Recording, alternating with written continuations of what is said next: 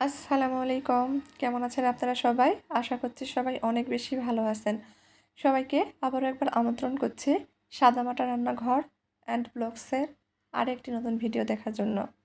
আজকে আমি আপনাদের মাঝে ইউনিক রেসিপি নিয়ে হাজির হয়েছি।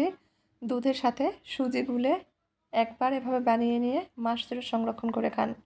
আপনার অনেক টাকা বেঁচে যাবে। খেতেও কিন্তু দুর্দান্ত হয়ে থাকে।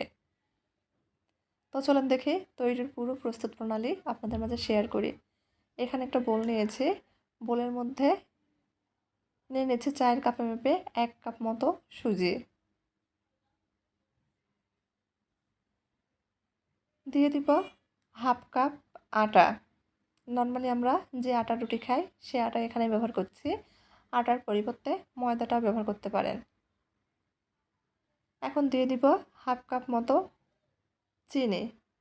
তবে চিনিটা আমি ব্লেন্ডারে ব্লেন্ড করে পাউডার করে নিয়েছি।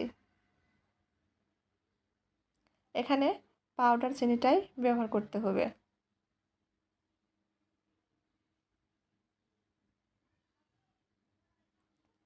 দিয়ে দিচ্ছি চিমটি পরিমাণ লবণ। যে কোনো মিষ্টি খাবারে লবণ দিলে টেস্ট ভালো আসে। এখানে দিয়ে দিচ্ছি 1 চামচ ভর্তি করে গোটা চিনি।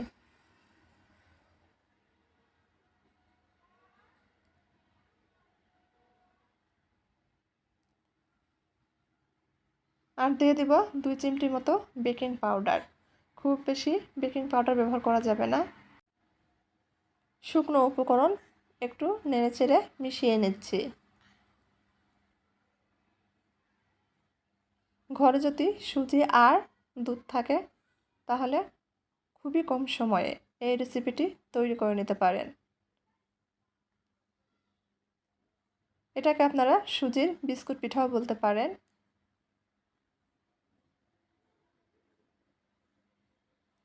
মিশিয়ে নেওয়া হয়ে গেছে।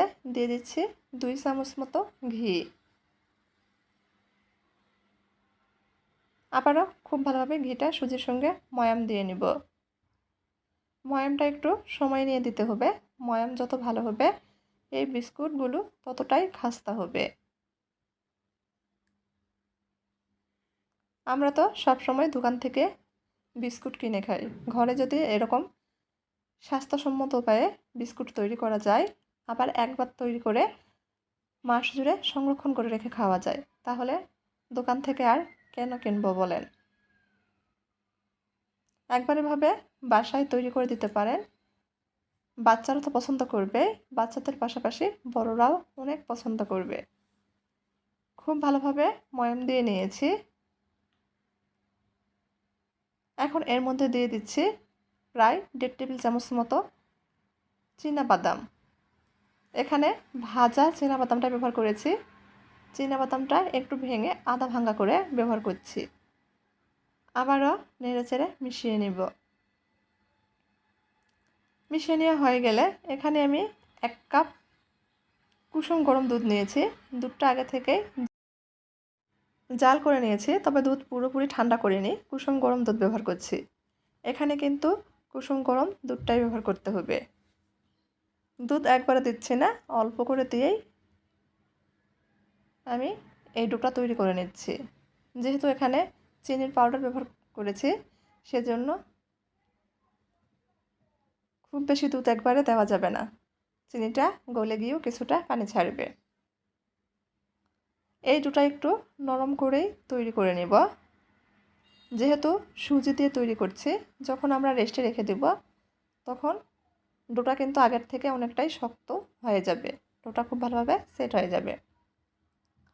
ডোটা এখন একটু আঠালো মনে হচ্ছে। রেস্টে রেখে দিলে ডোটা খুব ভালোভাবে সেট হয়ে যাবে। ডোটা আমি 5 মিনিটের জন্য রেস্টে রেখে দিচ্ছি।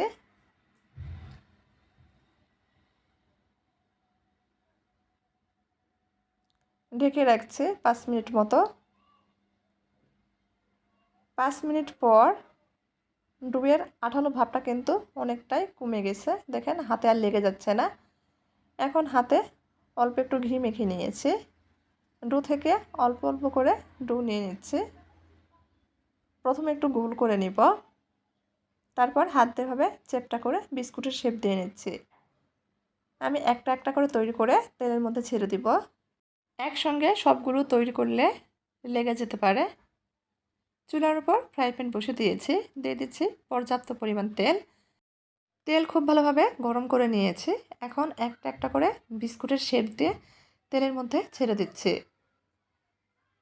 প্রথমে যে বিস্কুটটি দিয়েছিলাম কালার চলে এসেছে, উল্টিয়ে দিচ্ছি। একইভাবে আরও কয়েকটি দিয়ে নিয়েছি। 2 বেসে বিস্কুটগুলো ভেজে নিব। এ অবস্থায় চুলার আঁচ আমি মিডিয়ামের চেয়েও কমিয়ে রেখেছি। প্রথমে যে বিস্কুটটি দিয়েছিলাম হয়ে গেছে, উঠিয়ে নিচ্ছি।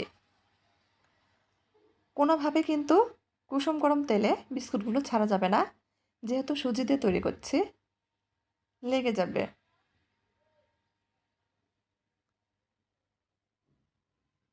এক পাশে কালার চলে আসলে উল্টিয়ে দিচ্ছি।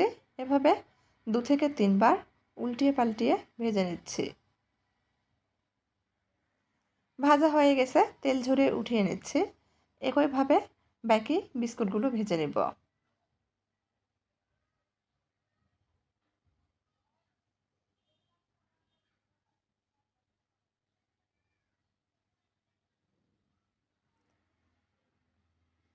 সবগুলো বিস্কুট একইভাবে ভেজে নিয়েছি। কাছ থেকে দেখিয়ে দিচ্ছি। একটা আপনাদের মাঝে ভেঙে শেয়ার করছি।